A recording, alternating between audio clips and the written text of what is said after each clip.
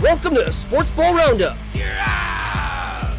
Now here's your hosts, Devin and Reese. Yes, and welcome to Sports Ball Roundup. I am Devin. Joining me is my co-host, Reese. And Reese, week 2 is upon us. Thursday night tonight is the start of week 2. And John and I have some more best bets for us. But before I get into that, could you run us through last week's best bets and, see what hit and see what didn't? Yeah, last week, John went 2-1.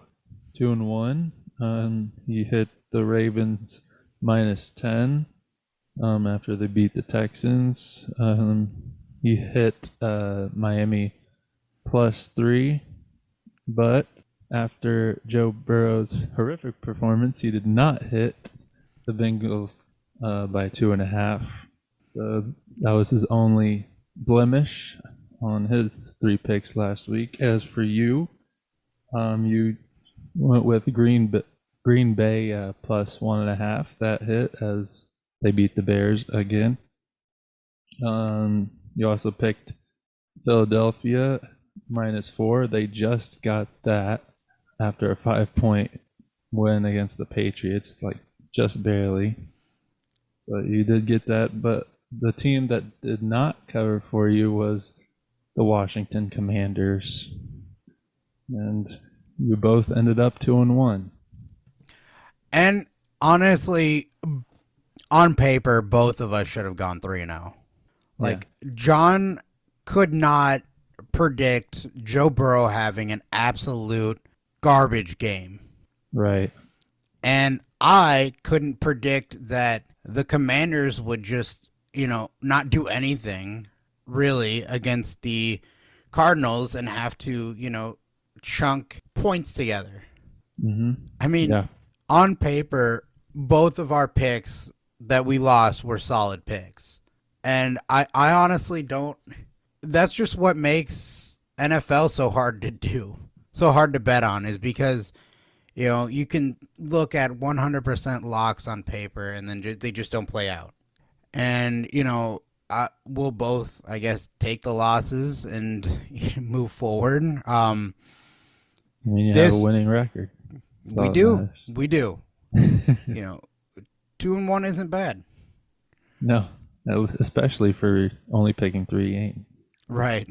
This week, John has the Raiders +9.5, the Bucks -2.5, and the Saints -3. On my side, I have the Ravens +3, the Dolphins -3, and tonight's game, I have the Eagles -6.5. What do you think about those picks, Reese? I think the questionable game on John's 3 picks would be the Raiders at Buffalo, because I just think after that tough loss to the Jets, Buffalo is going to really take it out on the Raiders. So I think the Bills win by 10 or more, especially in their home opener of the season. I think Josh Allen's going to really come out to play on Sunday, and he's going to show everybody why he's a MVP candidate, and that was a fluke on Monday night. The questionable game to me on yours was Ravens +3 at Cincinnati. Kind of same thing. I don't think Joe Burrow is going to have the same game as he did last week against the Browns. If he does, that's going to be a really, really a tough conversation that the Bengals higher-ups have to have with him, and he's going to get roasted by everybody if it happens again. I don't think it happens again. I think he comes out a little bit upset, and he's going to come back with a vengeance, maybe a 300-yard game or something like that. Maybe the Ravens keep it close since it's a rivalry game, but I think the Bengals at least win by 4 or more. My thoughts. Everything else seems nice. Maybe the only other question would be Dolphins at New England, but after week one, I think the Dolphins -3 is a safe bet.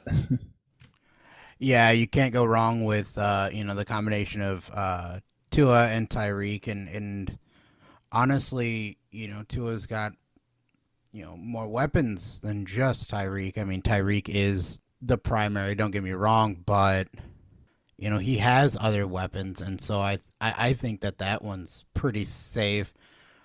Yeah, the Ravens, I'll agree, it is a little bit out there, but I think that with that being a rivalry, with Joe Burrow having an absolute garbage game, I think that it will be tight because the Ravens aren't going to let him just be mad and throw wherever he wants to. I think that it'll be tight, but I think that it will be decided by the defenses, and so we'll have to see what happens there. On John's side, I think that I'm scared of that. I'm scared of any spread that is getting up into the double digits unless it is a very good team versus a very bad team.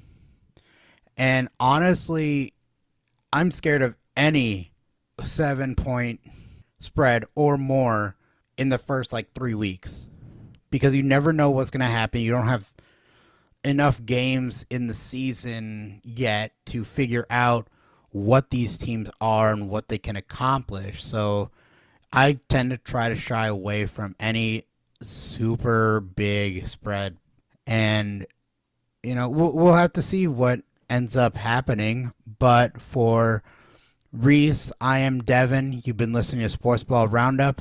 Have yourselves a wonderful day.